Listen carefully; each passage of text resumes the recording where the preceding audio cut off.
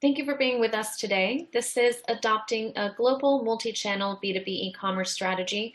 We have with us Darren Sepanek with Liferay. She'll tell us a bit about today's webinar and the speakers. Darren, I'll turn it over to you. Oh, thanks so much, Olga. We're so happy to be here today and talking to all of the attendees that came on to this webinar. I'm very fortunate to be joined today by one of our premier B2B e-commerce partners, Dunn Solutions. I'm going to let everybody introduce themselves, but we have Dunn Solutions. We have PunchOut2Go, which is essential for B2B operations. And of course, representative also from Liferay, and we're a DXP and B2B e-commerce platform provider. But before we go any further, I'm just going to let each of you introduce yourselves. Bill, why don't we start with you? Hi, thanks for having me. So my name is Bill Dunn. I'm the president of Dunn Solutions Group. We're a digital transformation consultancy. We focus on e-commerce, a lot of B2B, and also data analytics, and we're a Liferay partner. So thanks for having us here today, Darren. Great. And Brady? Yes, thank you so much for having us. Appreciate it. My name is Brady Behrman. I'm the CEO of PunchOut2Go. PunchOut2Go is in the business of helping companies leverage their commerce infrastructure to connect and do business with their e-procurement related customers. Great. And Tony? Hi, everyone. My name is Tony Marotto, Solution Enablement Specialist here at Liferay. My primary focus is enablement inside of our e-commerce space, specifically the B2B products, to not only bring together the massively growing industry that we are all sitting in currently, but we're also going to be providing all sorts of digital solutions to our partners. Again, B2B commerce is a huge opportunity for us right now. Yeah, indeed, indeed. So just to let all of you who are listening today know how we're going to manage this webinar, I'm going to moderate. That means I'm just going to be asking our panelists a bunch of questions, which I think that you will find interesting if you are in the process of evaluating B2B e-commerce or trying to develop your B2B e-commerce strategy, or even just trying to sell your B2B e-commerce strategy internally, which we all know can be a little bit of a challenge sometimes. So we'll get going in the questions in just a moment, but I wanted to just start with something I read just the other day. B2B Online did a survey of business buyers, and 48% of them said that they're buying things online. Not surprising. 81% said that they're going to be buying more things online, right? And this is in their business buying.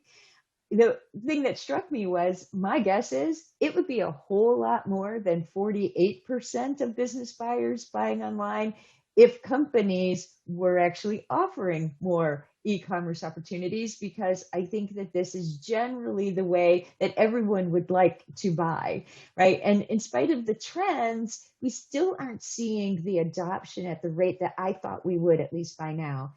And I think that part of that problem is just what we're here to address today, and that is really taking on something that's quite new for B2B companies, right? Going online to sell.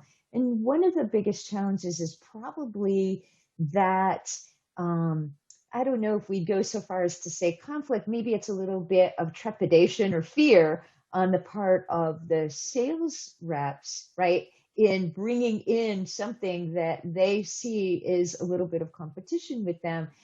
I know that that's not true, but, Bill, how do you, let's just start with this, right? What are you seeing in terms of that sales rep versus online e-commerce competition and dealing with that? Well, the thing to realize is that it's not really a competition, right? So if it's done properly, most successful B2B sellers, they recognize how to use the e-commerce channel really as a complementary tool for their sales team.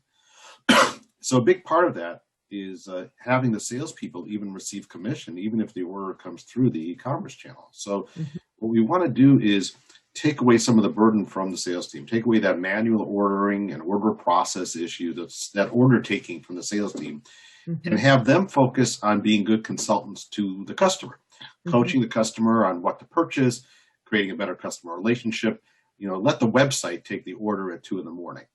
Exactly. Yeah. So the other thing too is that the website and the e-commerce channel really should help the salespeople increase the size of their market basket too, because most salespeople tend to focus on the SKUs that they're most familiar with.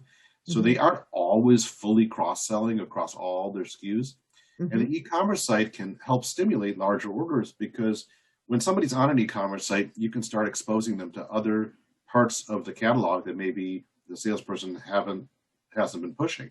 And, Right. and they can get inquisitive, and then hopefully they can ask the salesperson, hey, I saw this, do you guys sell that? Oh, and that's the opportunity for the salesperson now to come in and coach and sell and increase their market basket. So I'd say it's a win-win when you implement. Yeah, exactly. And you make me think of something too, and that is that it's not just also when the customer comes online to do their buying, and the site can do that upselling and cross-selling, but the rep now has a tool, right, on their iPad or whatever, and they're in front of the client and they're realizing, ooh, this is an opportunity for me to upsell the client, because I've got the information right in front of me, and boom, I can do a much faster upsell as well. I see, Tony, you're grinning. What's going through your head right now? No. It was fantastic. If anything, I would just like to add to it.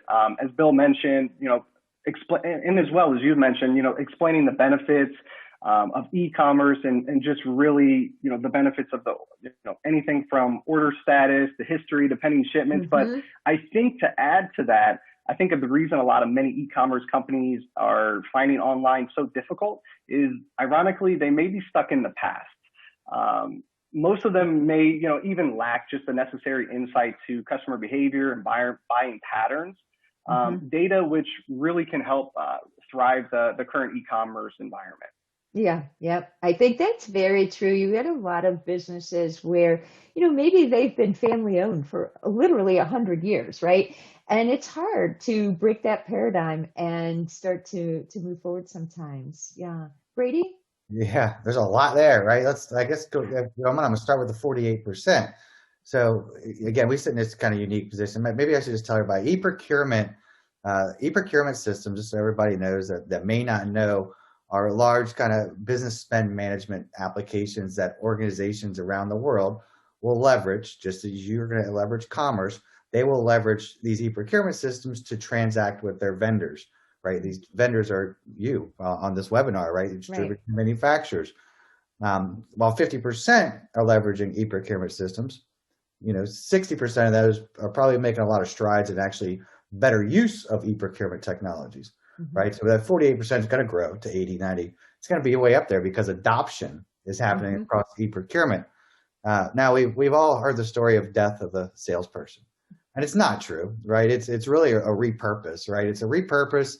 It's an opportunity for an organization to help, their support, their sales folks out there in the field, enhance customer relationships, drive value through partnering with customers, right? Yes. Drive value maybe in partnering with procurement from the customer's organization, right? And focus on new products and cross sells and related, all of which, again, the commerce experience does.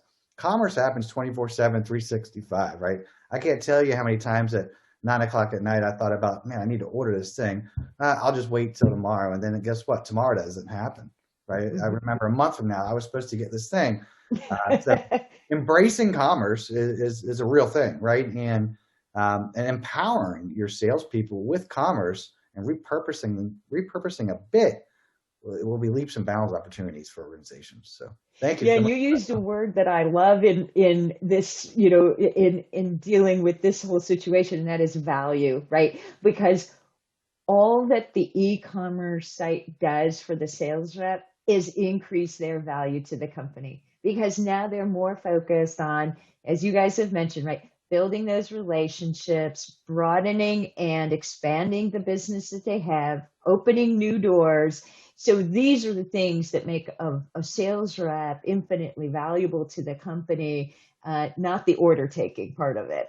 So that's great. And thank you also, Brady, for filling us in on really what PunchOut2Go is all about, because that I think is also tends to be complicated. So thank you. So let's just look at what are some of the other barriers and challenges that you guys have seen your customers, or just in general what you've been experiencing, because chances are, right, whatever you've been seeing, that's what our listeners are facing right now. Let's just cover a few other challenges that come to the forefront. Tony, let's just start with you. Awesome. Yeah, no, thank you. So challenges, I know we all have seen them firsthand. You know, from my experience, B2B companies are behind the standard that B2C companies have set. You know, thanks to modern day buying trends, you know, of the average consumer, organizations routinely expect their B2B buying experience to really resemble that expectation. And additionally, some of the existing barriers that, you know, customer account management could be one, specific demands, pricing conditions, you know, anything, you know, around those specifics. But really, in order to overcome these obstacles, B2B companies really must, you know, invest the time and the effort in building their e-commerce site to really make it easy and most likely digestible and really fast for the people to place their orders. So it's like, if I understand, sort of giving your users that that B2C experience in the B2B buying operation. Yeah. Correct. Bill? Yeah, I think that's 100% correct. And one of the things that we're seeing when we go out and talk to B2B companies is they truly are not aware of what's available and what they can do today in the e-commerce world. So they tend to think that their business is too complicated or too special or too unique to be put online. And the truth is that that's not really true. Most of the components required for successful B2B selling, including the things that Tony just talked about: customer quoting, workflow, customer-specific pricing, unique views of the product catalog based on whether you're a retailer or a wholesaler or tier 1 or tier 2. All of those types of things are available today off the shelf within products like Liferay. And so I think that they need to be made aware that this is not something that's impossible to do. It's actually not only possible, but it's available, and it's available, you know, out of the box, so to speak, with some light customizations. I think that one of the other barriers that we see too is that the marketing arm of many B2B sellers is very small compared to the sales team. So there used to be a selling organization versus a sales and marketing organization. And so it's not just purely a technology issue. Once you start doing e-commerce, you do need to expand some of your marketing side of things as well. So it's changing the culture of how they're selling so that they are going to be expanding their channel, adding to the channel. The B2B site is really just becomes another channel for them to leverage. There's a couple of things I want to unpack with what you just said. One of them that strikes me, and Brady, I think I'd like you to maybe comment on this, and that is trying to force fit a B2C platform for your B2B buying operation. Because I think what happens is those B2C platforms, they're pretty well known, right? And so it's probably the first place a lot of companies go to look. Brady, let's spend a few minutes on that. I think I got a lot to unpack here again. Conversation. So, you know, again, we're really unique, right? Because we're a global B2B integration company, again, between commerce and procurement. And we're seeing lots of shifts, right? We're seeing a lot happening on the buy side, right? Which is, you know, distributor manufacturers, customers that are leveraging e-procurement systems and how they are adopting e-procurement. We're seeing a lot on the selling side, obviously, on how distributors and manufacturers are adopting kind of commerce, right? We also look at two distinct areas for companies, and this is for any company, mine, yours, buyers, sellers. We see an enablement space, right? And we see a transformation space.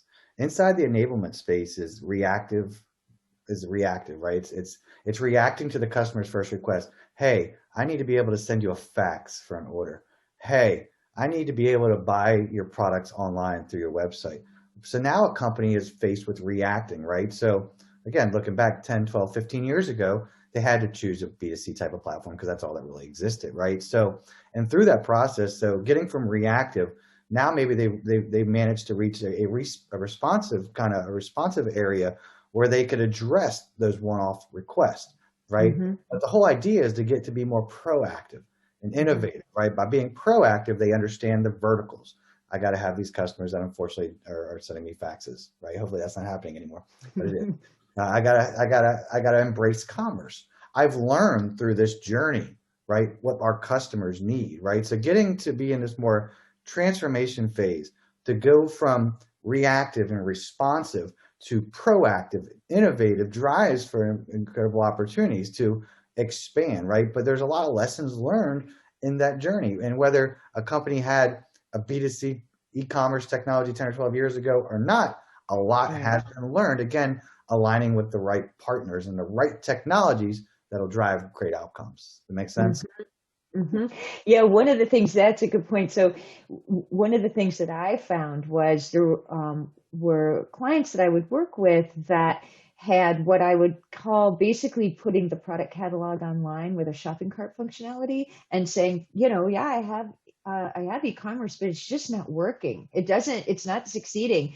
But it's really a matter of, as you say, right, you may have started with a simple B2C platform 10 years ago, but it's not going to serve your purpose to really end to end give the B2B buyer what they need, and also to really help your company sell and use that e-commerce site as the marketing site as also, And then the other thing too is all of the additional functionality that's specific to B2B, like PunchOut2Go, like you said, specific tax software, things like that, where if you're not doing this for your business, right, custom for your business, you're not going to serve your clients well either. And then another thing I wanted to unpack from what you said, Bill, previously, but that was this alignment across departments within the company, which is really important, right? And particularly as you're trying to establish this strategy and sell this strategy. Tony, can I start with you? What are some of the challenges that companies are facing in terms of getting all of their various departments? It could even be around the world aligned around this e-commerce strategy.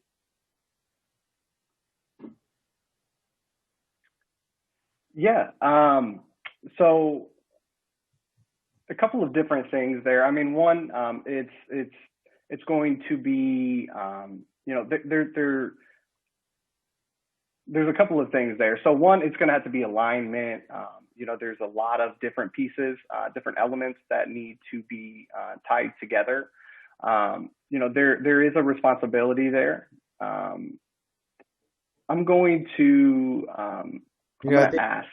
You're actually, I think you're right on the right track. It takes really a collective kind of e-business team, right? And it's not a siloed approach, right? It's correct. Yeah. You knew where I wanted to go with that. Yes. Absolutely. Well, it's exciting because it's like we're preaching the same thing. Like, we're not an SI at PunchOut2Go, but we see how companies are successful in B2B, right? And it takes sales, marketing, IT, customer service coming together, right, to build a business case and drive value. Right. I will say also that the project itself, I know this is maybe counterintuitive, but the project itself, the e-commerce project, will naturally force an organization to start to standardize on how they sell and market, because part of the project, you're getting this input from all the different team members. You actually are probably discovering some things you didn't know in doing the project, because now we're creating some software, so it's an engineering effort. So we're discovering things about what we're doing today. And in fact, we've worked on a number of projects that are across multinational geographies, and they're discovering a lot of things too. Like, they don't all sell the same way in every market, right?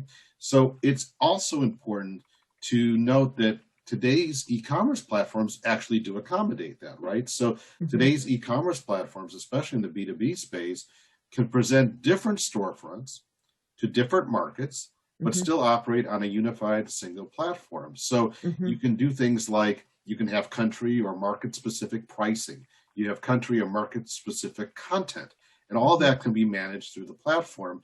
And what the platform does is it helps everybody come together on the same place and store all that information in the same place. So now, as a sort of a byproduct of actually doing the project, you do get a better handle on what's going on within your organization. So it actually becomes easier to do that selling across region as a result of doing the project. Now you have to be careful that you can't bite off everything at one time, but I have seen that the project itself actually drives some new changes and some enhancements into the way that the companies operate. I think that's a really amazing point. I cannot tell you how many of our customers really was derived through a salesperson on the other side. Working with, there's one particular company, I can't mention who it is, but they're a Fortune 100 company. One of their large customers was Tesla. Tesla leveraged the e-procurement system called Coupa. Tesla wanted to be able to buy purchase products through a punch-out experience. So what did this salesperson do? He signed our contract, right? It wasn't a e-business team, unfortunately. He signed our contract. He went and fetched static content from their ERP to put together a one-off store that only supported Tesla. They had no e-business strategy, right? No e-business team. And then you talk to maybe our customer service or type originated customers, right? Where they're really charged with driving more automation, more maybe order integrations, driving more orders into the organization from a customer service perspective.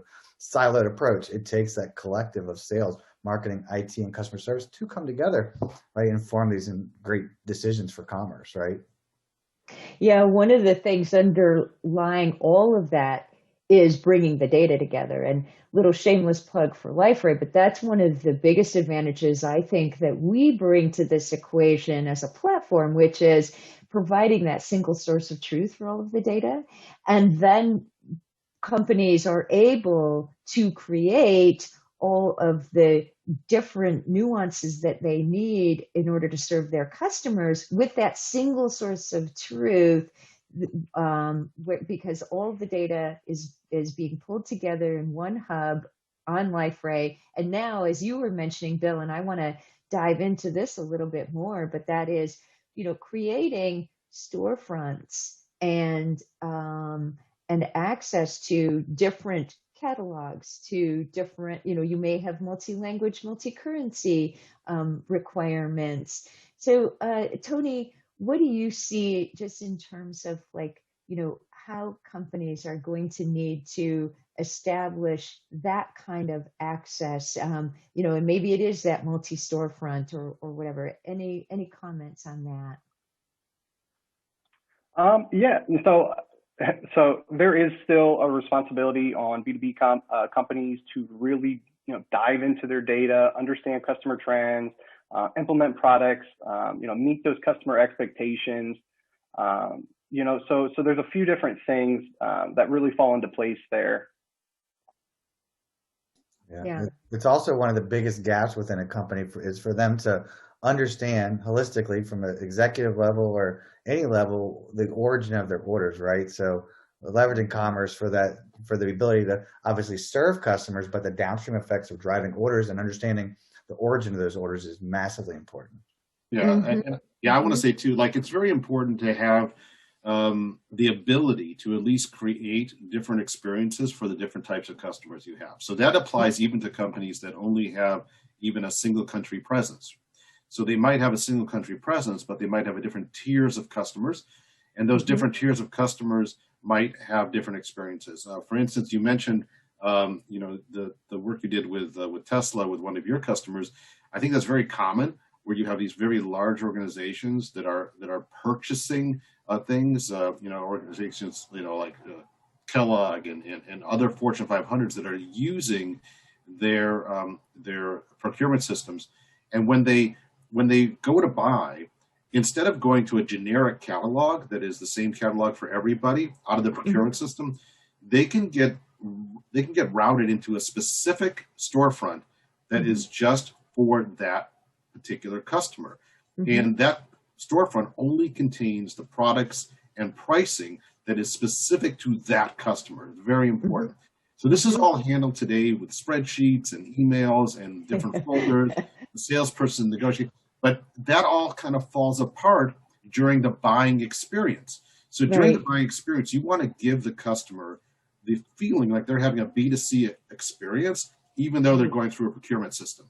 Well, and that's where you get the opportunity to create these storefronts, to tie them to go, and to have this sort of B2C experience, but in a B2B environment. From an e-procurement point of view, so again, maybe just a little bit more background. So e-procurement systems are kind of glorified marketplaces, right? They're marketplaces for transacting with approved vendors, right? So in these marketplace experience, there's generally two different ways that you can provide your e-procurement related customers with product. One is, as Bill mentioned, spreadsheets, which is not fun, right? You're limited to 5 columns of data.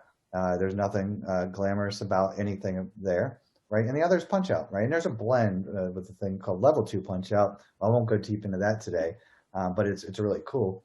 But with PunchOut, it's, you set up this store, if you will, for Tesla, in that example at Coupa, right? When Tesla end users, and maybe one other point is maybe you only sell to 5 or 10 or 15, 20 people within Tesla today, right? Once you can get your salespeople to navigate Tesla's procurement team, now that opens up obviously a lot more opportunity. So PunchOut related vendors end up with this little tile within Tesla's marketplace, right? This little tile on click allows an end user to be authenticated from their e-procurement system, Coupa in that example, directly into Liferay, right? And now all the work that Bill Dunn and team have done and that Liferay has provided and to serve up the right experience for Tesla happens, right? So once they're there, they're shopping, they're adding items to their cart, they have the experience they need. And now guess what? They can transfer those line items right back into Coupa through this cool company, PunchOut2Go. And from there, issue a purchase order and bring it right back into Liferay. Hits downstream effects, workflow. It's pretty exciting stuff, right? So, that also, brings up one of the, I think, unique aspects of B2B selling that you don't have right on the B2C side, but that is all different kinds of permissions, access levels, right? Tony, I know that from Liferay's perspective, like we get a lot of clients that need to set up their sites so that they've got all kinds of different, it's not even necessarily different front ends, but all these different permission and access levels. Yeah, for sure. Time to market, accurate customer data, ease of experience, that leads to repeat buying patterns, acquisitions of new customers, abandonment of carts. These are all just a few. Really a successful e-commerce implementation should really measure against these KPIs and allow organizations to effectively see the sales and client satisfaction benefits of the e-commerce site. Yeah, well, that's something. Yeah, Bill, do you want to talk about just some of the things that companies need to measure against? One of the things, when we talk about, those metrics and everything, I want to just tie everything back together if I can, because one of the things you want to do is to have that unique experience. And through, and if you're selling to these kind of big customers through either directly through the web or through a procurement system, whatever, you need to be able to have that experience tailored to that particular customer. So what that means is that there's a level of hiding and showing different things that needs to happen with your site automatically, right? And it's not a manual process, too hard to manage it manually. So you want to have, let's use Tesla, for example. If Tesla comes into your site, you want it to show products and services and pricing that Tesla is interested in.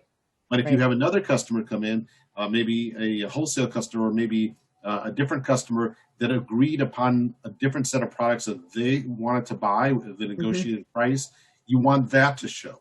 And so all of that needs to be handled automatically by the platform. And this is really the difference you start seeing between simple B2C platforms and a true B2B platform is managing those permissions out of the box. So that's not something I want to code when I start building your e-commerce site.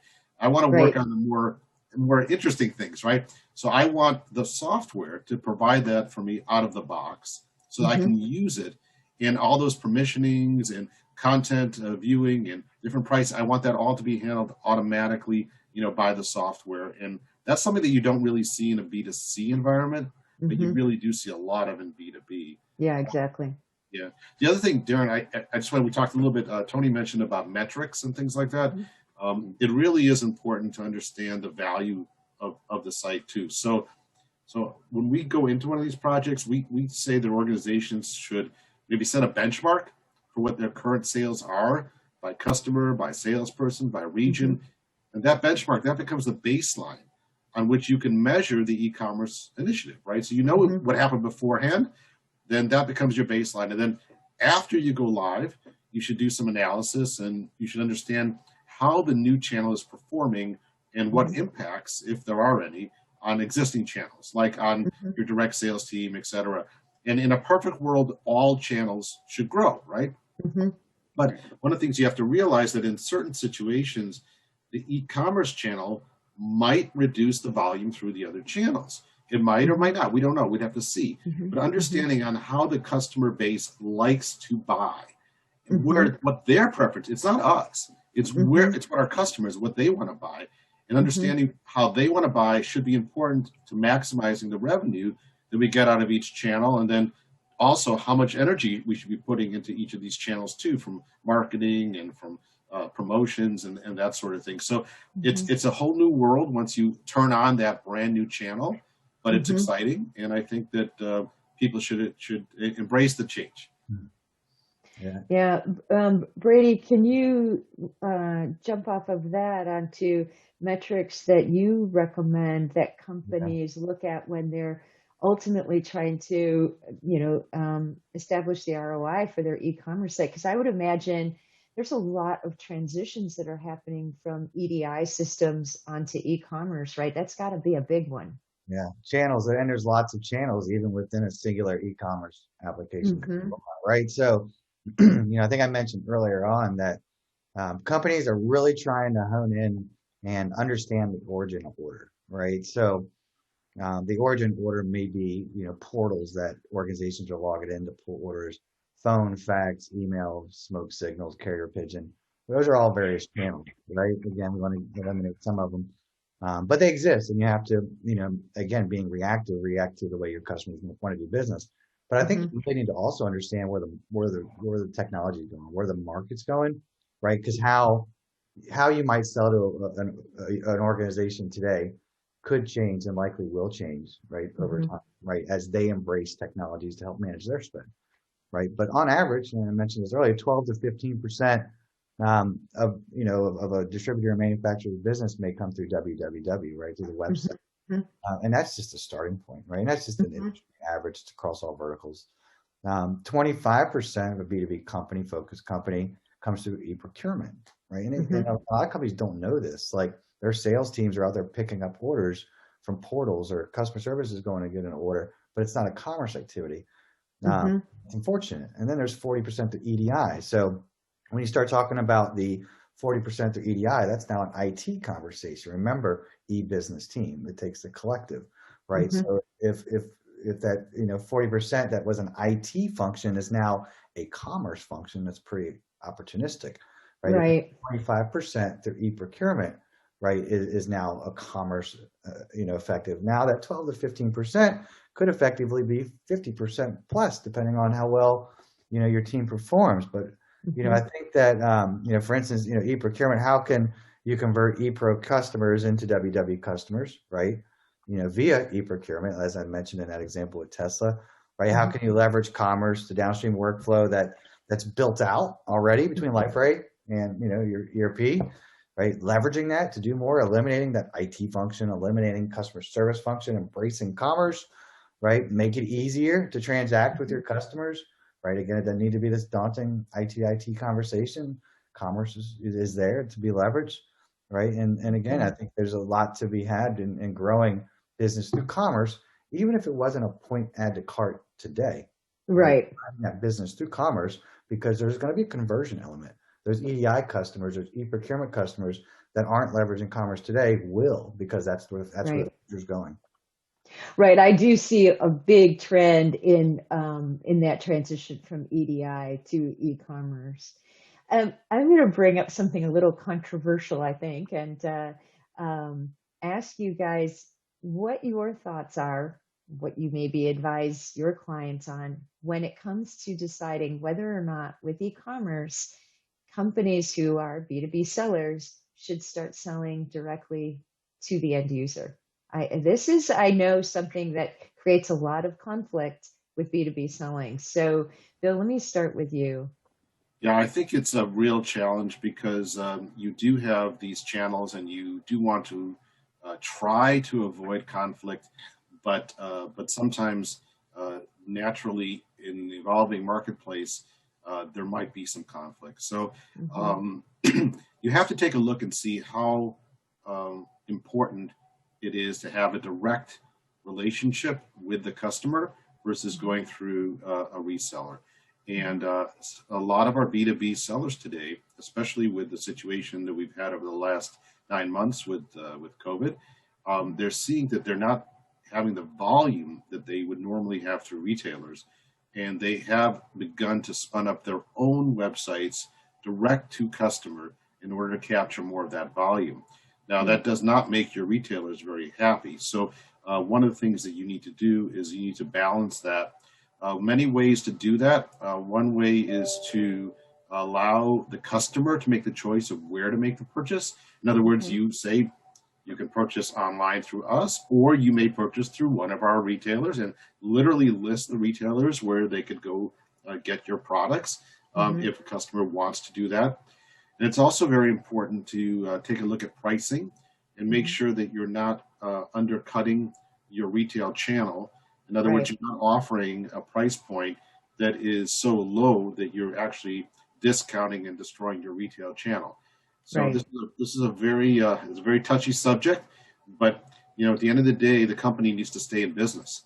And if they're not getting orders, or if the marketplace is going more towards a direct channel market, it may be uncomfortable, especially if you have retailers that have been with you for a very long time or distributors. But your company needs to stay in business, and this is sometimes you need to create this channel sometimes. Right. Yeah. We see this all the time. Yeah, we see it all the time across all verticals. See a lot of this, obviously, in like bio research. See a lot of it all over the place. And though it could be a slippery slope, I think there's great opportunity, right? There's opportunity to better understand the end customers to a larger degree, like those that are actually purchasing goods or service. Create more relationships, in sales versus how many distributors. Some distributors may have overlap in products, right? Think of like, organizations out there that are huge distributors, like massive distributors. They may not be getting products from just this one manufacturer. They may have some overlap with another manufacturer. I think all those are important, but better understanding, I think, how the products and kind of from whom they get kind of purchased from, their origins. Again, I talk a lot about origins, understanding the various origins of orders, like where they're actually being derived. But ultimately, better position, resellers, right? These distributors, if you will, with tested, tried, and proven go-to-market opportunities, with a better eye on where the future is going, related to their product service offering. But I think ultimately it's creating a win-win-win for manufacturer, distributor, and customer, though can be a slippery slope. But at the end of the day, I think it's in the best interest for manufacturers to have their hands on the pulse related to the end customer, and again, kind of the origins related to orders, to understand the market and where things are going, to better put their. I just want to make one other comment on this, because this really is a very new situation, but the world is evolving, and there's some non-traditional ways for manufacturers to work with distributors, to work with resellers. It all depends on what kind of game they want to play and how open they are. So, for instance, a manufacturer could take an order, but then have a designated fulfillment distributor or reseller who actually fulfills the order. So basically, the manufacturer could take the order, they could route it to a reseller or distributor. Reseller or distributor fulfills the order. Now, of course, the commission for doing that fulfillment may be a lot lower than if the reseller themselves generated the order, but they still get a part of the cycle. So they may get 10% commission for fulfillment, where they might have gotten maybe a 40% commission for resale. And the benefit is that the customer now gets a relationship with the reseller. The reseller can sell more stuff. I mean, so it depends on how creative you are. The nice thing is that if you have a platform that supports all these different models, then you have the choices and you have the ability to switch gears and be nimble in this marketplace. Yeah, I think you're right in that, it's an opportunity to really get creative, right? Because you could set up your products so that distributors and retailers maybe are the only ones that can sell certain product sets or something like that, right? Or in your pricing, you have to protect those channels, and you can protect those channels while still serving the end customer, but it will take being a little bit creative about how you handle it. Yeah. Tony, was there anything you wanted to add on that before I kind of move us on to the next question? Yeah, for sure. No, Brady and Bill did an excellent job. But I mean, just kind to add to that, or just to highlight what they had already driven home quite well, was, whether or not to sell directly to end users is really dependent on the products you sell, the distribution channel, the value add, and your resellers, distributors are going to provide to you. So, channel conflict is really managed through price and service. You can set up unique permissions, product selections, pricing, entire storefronts, anything of those types, those groups types for the clients. So really just to piggyback off of, Bill and Brady, there's just a lot of opportunity when it comes to those needs. Exactly. I'm going to pivot us to basically getting these strategies sold internally, because I think that this ends up being a really big challenge for everybody. Tony, I'm going to start with you. What are some of the things that you would recommend that somebody do that's trying to get the executives internal? That could be the CEO, the CTO, the CIO, right? How are they going to get this project approved?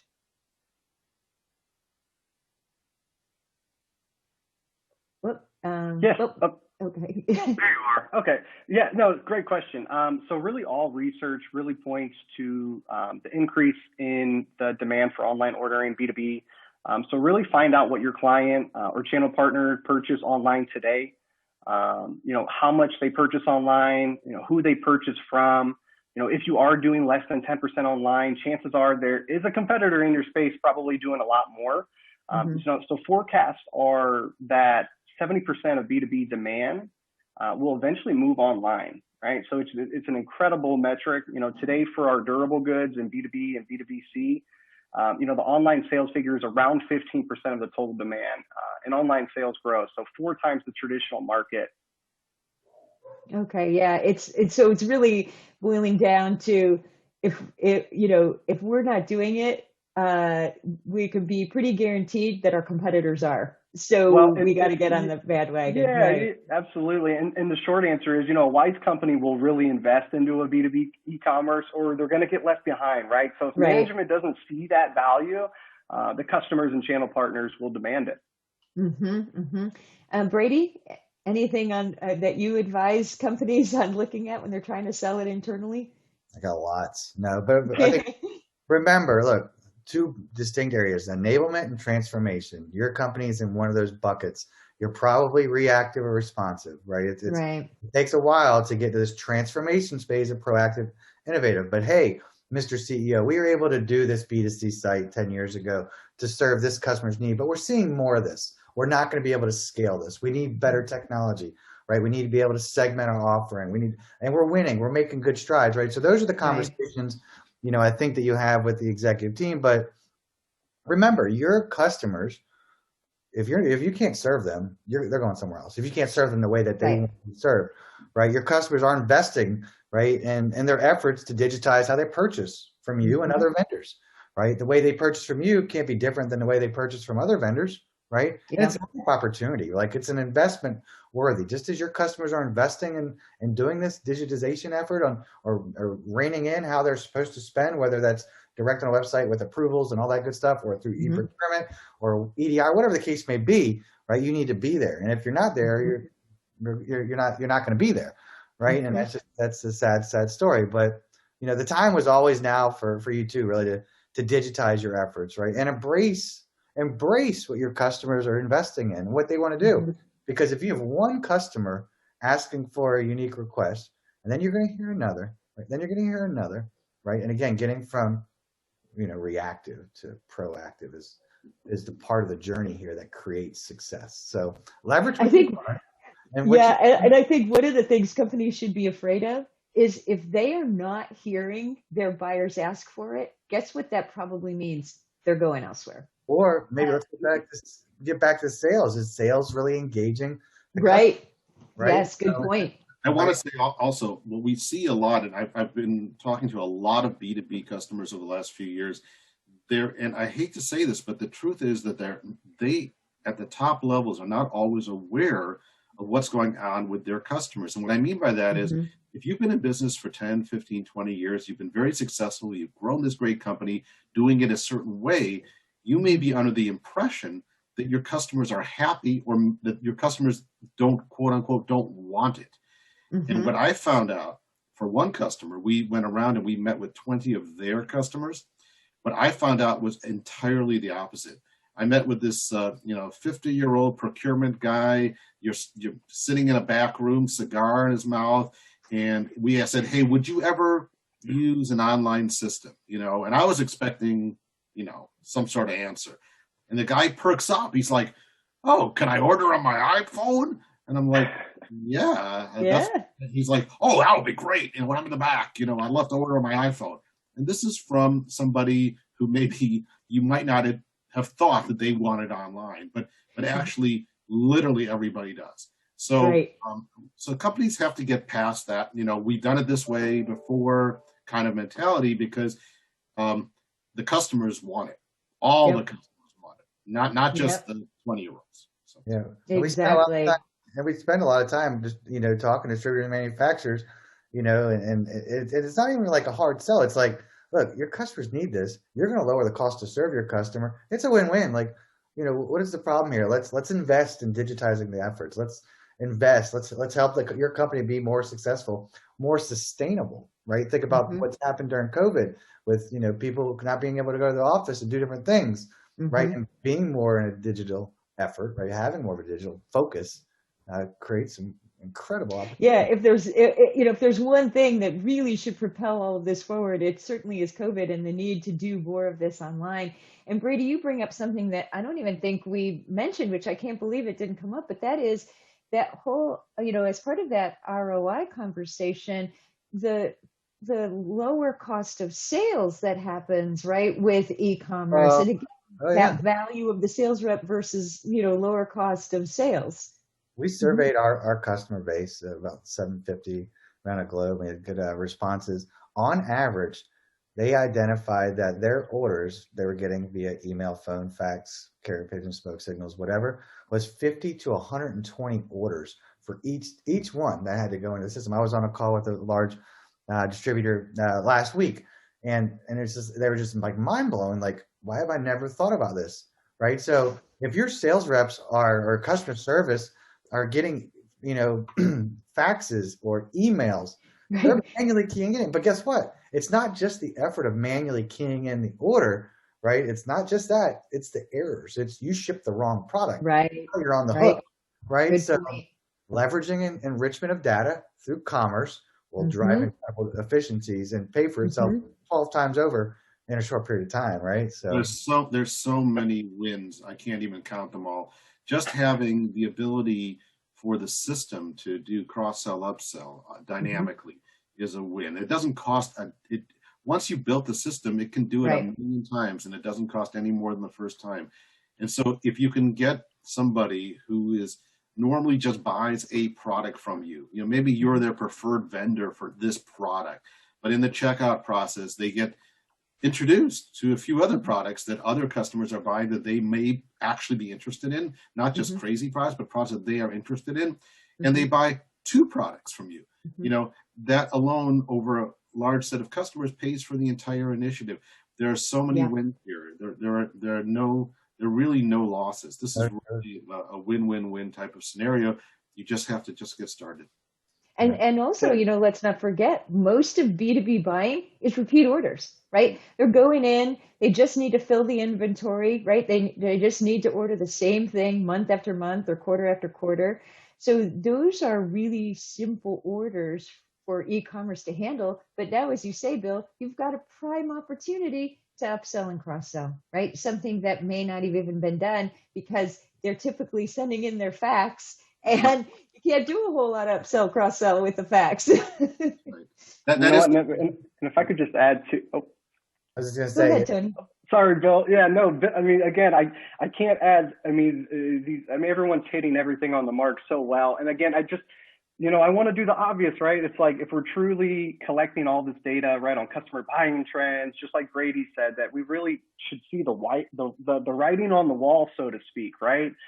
So we could start to be more reactive than proactive. So again, I just wanted to chime in. There's so much good and so many correct things that have been said. So the writing is on the wall, right? We're just right. It's on your wall. Yeah. Hi, PunchOut2Go. Yeah, we're just all right. that wall. Yeah.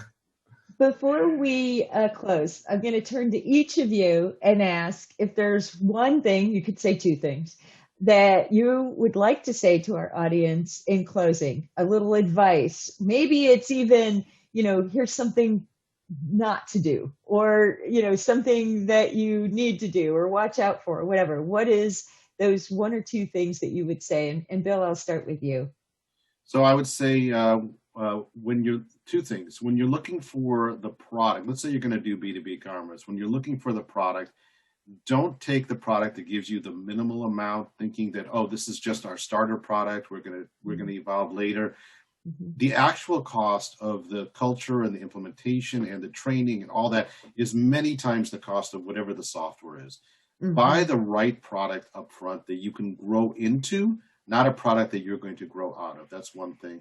And number two, get some professional help to help you on this journey. There's no valor in trying to do this on your own. We've done this over 100 times, and so have some of our other competitors. Pick a solid partner to help you with the implementation, and make sure that it's done properly. Most of the failures in this type of project are not because of the software. They're not because of the vision. They're because of the person who did the implementation didn't really understand how to do it. And so no need to have those risks. I will say, I'll echo that one. I've seen these projects and the lengthy list of items that need to be thought through. And if you don't have the expert by your side, helping you make sure that you've addressed each and every one of those elements, you're not going to have the success and the results out of your e-commerce site that you really want to have. Brady, let me go to you next. Am I really only limited to two? Because I have three, at least three. Okay, fine. So, in closing, I think, gone again are the days of silo approaches to commerce. Right? And I almost think more about e-business. There was two. I apologize. Third one, successful e-commerce is made up from a company's formation of an e-business team. Again, that's sales, a good point. Marketing, IT, and customer service. Everybody has a stake in the ground. And then ultimately, it's opportunity to better align with customers. The origin verticals, again, there's 4 distinct areas have various origin of orders, right? Think about all these things. But ultimately, you'll grow sales and create more customer stickiness, embracing commerce, embracing e-business to do more with your customers and get to a proactive state. So thank you. I love this. I think I'm going to steal that from you, Brady. I look at it as e-business, not just e-commerce, right? And we've gone from calling it, and Liferay isn't the only one that's done this, but moving from the nomenclature e-commerce just to commerce. But actually what I really think you've hit on it, Brady, and this is end-to-end e-business. That's right. Yeah, just like it used to be web page, website, so it's all those things. Absolutely. Yeah. E-business is where the focus needs to be, because after all, commerce is derived through all e-business, right? So yeah. And Tony. Awesome. Just to add, I guess a couple of things. I have couple of things that were I've already mentioned, right? So I mean, that's what's so nice about everyone here on this call is we all think very, very much alike in this industry. But launching and even selling an e-commerce site is a pretty big deal, right? So getting everyone involved from a stakeholder standpoint, so just being transparent, taking the time to understand the needs, but also taking the time to explain, right, the benefits of the solution that you're trying to provide, right, for the company. If you're truly, I would just say the proof is in the potential savings, right? Reoccurring revenue. So time to market, team alignment. The initial implementation may seem kind of daunting, I'm sure, to most, but the benefits by far outweigh the cost. All right, great. Well, I want to thank all of you for your time today. This has really been interesting. I hope that for all of you listening, we gave you some things to think about and gave you some solid advice to take forward. And of course, if you want to talk to any of us that are on this webinar, we will make our information available to you. And yeah, so I just thanks everybody and have a great day. Thanks very much. Take care. Thank you. Yes, thank you again to our speakers, to Darren Sepanek for moderating, Bill Dunn, Tony Marotto, and Brady Behrman. Really great to hear from all of you. And to our audience, thank you for being with us today.